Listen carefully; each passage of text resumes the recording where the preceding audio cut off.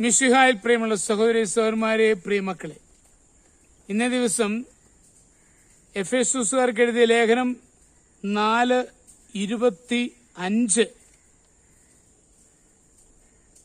Letter to Ephesians chapter 4 verse 25. അതിനാൽ വ്യാജം വെടിഞ്ഞ് എല്ലാവരും തങ്ങളുടെ അയൽക്കാരോട് സത്യം സംസാരിക്കണം. കാരണം നാം ഒരേ ശരീരത്തിന്റെ അവയവങ്ങളാണ്. സത്യത്തിന് സ്വതസിദ്ധമായ ശക്തിയുണ്ട്. അത് നമ്മെ ധീരന്മാരാക്കും. അവർക്ക് ശത്രുക്കൾ ഉണ്ടായേക്കാമെങ്കിലും ഒരിക്കലും ലജ്ജിക്കുവാനും നിന്ദിക്കപ്പെടുവാനും ഇടയാവുകയില്ല.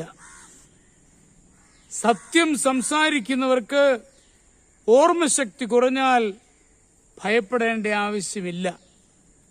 സത്യം സ്വാഭാവികമായും ഓർമ്മയിൽ വന്നുകൊള്ളും. വളച്ചുകെട്ടി കെട്ടിച്ചമയ്ക്കുന്ന കാര്യങ്ങൾ മറന്നുപോയേക്കാം. എന്നാൽ കലർപ്പില്ലാതെ സത്യസന്ധമായി പറഞ്ഞ കാര്യങ്ങൾ എന്നും തെളിവായിരിക്കും. സമ്പൂർണ്ണ സത്യത്തിന്മേൽ അടിസ്ഥാനപ്പെടുത്തി ജീവിതം ക്രമീകരിക്കുന്നവർക്ക് മാത്രമേ ഭയം കൂടാതെയും സ്വതന്ത്രമായും ജീവിക്കുവാൻ സാധിക്കൂ.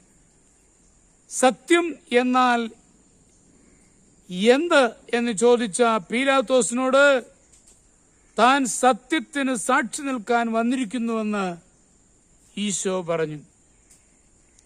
സത്യമെന്തെന്നറിഞ്ഞാലും അത് സമ്മതിക്കാത്ത മനുഷ്യരുടെ ഇടയിൽ ദൈവത്തിൽ മാത്രം ആശ്രയിച്ചുകൊണ്ട് സത്യം മാത്രം പറയുകയും പ്രവർത്തിക്കുകയും ചെയ്യുന്ന ക്രൈസ്തവന് ഈശോ എപ്പോഴും സഹകാരിയാണ്.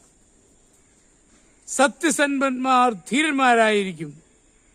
അവരെ സഹായിക്കുവാൻ വലിയ ദൈവത്തിന്റെ ശക്തി കൂടെയുണ്ട്. നമ്മുടെ ജീവിതം സത്യത്തിന്മേൽ മാത്രം അടിസ്ഥാനപ്പെടുത്തിയാൽ നാം ജീവിതത്തിൽ വിജയിക്കും. സത്യമാണ് നമ്മളെ സ്വതന്ത്രമാക്കുന്നത്. അതുകൊണ്ട് നമ്മുടെ ജീവിതം എപ്പോഴും സത്യസന്ധമായിരിക്കുവാൻ പ്രത്യേകം നമ്മൾ പരിശ്രമിക്കണം. അതിനായിട്ട് കർത്താവിൽ ആശ്രയിച്ചുകൊണ്ട് നമ്മുടെ അനുദിന ജീവിതത്തിൽ എപ്പോഴും സത്യം പറയാനും സത്യം പ്രവർത്തിക്കുവാനും സത്യത്തിനു വേണ്ടി ജീവിക്കുവാനും സാധിക്കുമ്പോൾ അത് നമ്മുടെ ജീവിതത്തിലെ ഏറ്റവും വലിയ വിജയമായി മാറുകയാണ്. അതിനെല്ലാ സഹോദരങ്ങൾക്കും ഇടയാവണമേ എന്ന് നമുക്ക് പ്രാർത്ഥിക്കാം. നമ്മൾ ഓരോരുത്തരും അതിനായി അങ്ങേയറ്റം പരിശ്രമിക്കേണ്ടതുണ്ട്.